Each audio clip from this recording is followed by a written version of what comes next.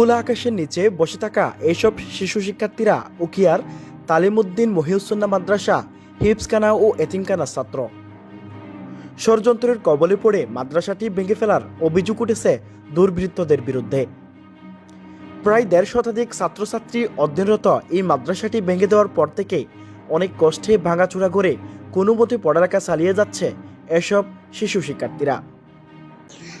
আগে এটা পড়তাম তো ইয়াম বাই ফেলাই তারা বাইরের পরে দে আর এটা বেশি কষ্ট করে পড়ে ইয়াম আর আগে এটা পড়তাম তো ইয়াম বাই ফেলাই তারা আবার আর এটা পরে দে বেশি কষ্ট আর মানুষ গায়ে ইয়াম বাই ফেলাই ইয়ার তাকিতে বেশি কষ্ট। স্থানীয় সূত্রে জানা যায়, প্রায় ১১ বছর আগে প্রতিষ্ঠিত মাদ্রাসাটিতে দ্বীনি শিক্ষার পাশাপাশি সাধারণ শিক্ষাও দেওয়া হতো। বর্তমানে ৫ জন শিক্ষক এখানে পাঠদান করছিলেন এবং প্রায় ১৫০ শতাধিক শিক্ষার্থী অধ্যয়নরত ছিল। তাদের অনেকেই এতিম ও দরিদ্র পরিবারের সন্তান। মাদ্রাসা কর্তৃপক্ষের দাবি, মাদ্রাসাটি দীর্ঘদিন ধরে সরকারি পিএফ জমিতে স্থানীয় প্রশাসনের জ্ঞাতসারে পরিচালিত হয়ে আসছিল, কিন্তু সম্প্রতি একটি কুচক্রী মহল মাদ্রাসার উন্নয়ন সহ্য করতে না পেরে এটি ভেঙে ফেলার চেষ্টা চালায়। এই ঘটনায় মৃত কবির আহমদের ২ ছেলে সুলতান আহমদ ও মীর আহমদ এবং তাদের সহযোগী মৃত মনুমিয়ার ছেলে মঞ্জুর আলম সহ ৩ জনকে অভিযুক্ত করে উখিয়া উপজেলা নির্বাহী কর্মকর্তার কাছে একটি লিখিত অভিযোগ দায়ের করেছেন মাদ্রাসার পরিচালক মাওলানা ক্যাফিয়াতুল্লাহ। অভিযোগের পর থেকেই ঘটনাটি নিয়ে এলাকায় ব্যাপক আলোচনা সমালোচনা শুরু হয়েছে। ঘটনার বিষয়ে জানতে চাইলে স্থানীয় এলাকাবাসীরা বলেন, মূলত সমস্যা এটা মসজিদত নাকি আফজাখানা ভাঙ্গি ফেলাই এটা নেলিতে প্রায় পাশে এটা অবস্থান করি প্রায় ৮ বছর। আমি ৪ নম্বর বাসিন্দা, এখন বর্তমানে ৫ নম্বরত বসবাস করি।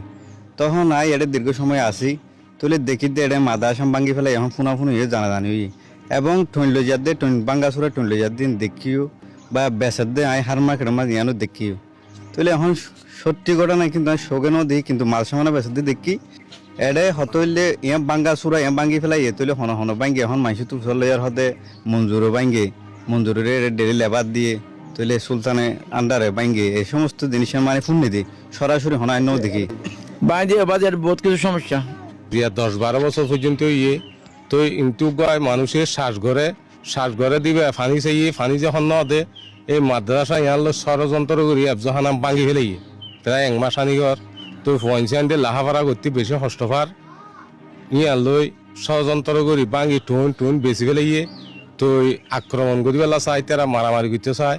এই অবস্থা আইতে তাদের খুব বুঝাই তো ইয়ান আর সরকার আছে আর আকুল আবেদন জানাই আর এই মাদ্রাসার ইয়ানোর বিচার চাই প্রশাসন সুলতান মিরু মঞ্জুর ইতারা ইয়াম ভাঙ্গি ফেলাইয়ে এফজাহানা ভাঙ্গি ফেলাইয়ে আইনে যুদ্ধ বস্তু করে ভাঙি ফেলাইয়ে এডে যারা মৌলভী সকল আছিল তারা হদে ফড়ালই আতন মাঝে ফড়ালই মাধ্যমিক করতে স্যার লাড়ি চুড়ালই।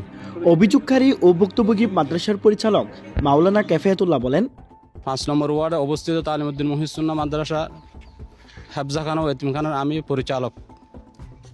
আমার মাদ্রাসাটি বিগত প্রায় ১১ বছর পর্যন্ত যুগ উপযোগী দ্বীনি শিক্ষার পাশাপাশি যুগ উপযোগী শিক্ষা দিয়ে সুনামের সহিত লেখাপড়া ছাত্রদের লেখাপড়ার দিয়ে চলে আসছে।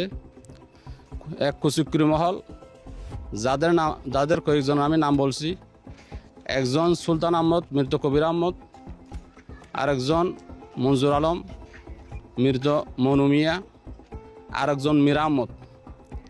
এই ৩ জন আরও অনেক আছে। এই ৩ জন মাদ্রাসার সাথে অনেক সূত্রতামি করে, এমনকি ছাত্ররা মসজিদে নামাজ পড়তে গেলে ছাত্রদের কটূক্তি করে, উস্তাদের মানের উপর আঘাত আনে, এরকম অনেক করতেছে। আমার মাদ্রাসার মোটর ব্যবহার করার অনুমতি চাই। আমি অনুমতি না দিলে মাদ্রাসায় অনেক ধরনের ষড়যন্ত্র করে। প্রায় মাস অনেক আগে আমার মাদ্রাসার হিফজখানা উপরের চালটা ভেঙে দেয়।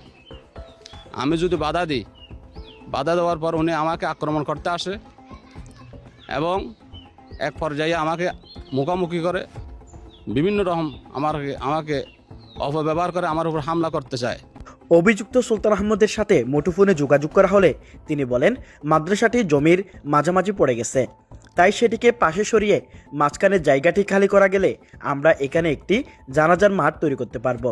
এমন পরিকল্পনা থেকেই তিনি এই কাজ করেছেন।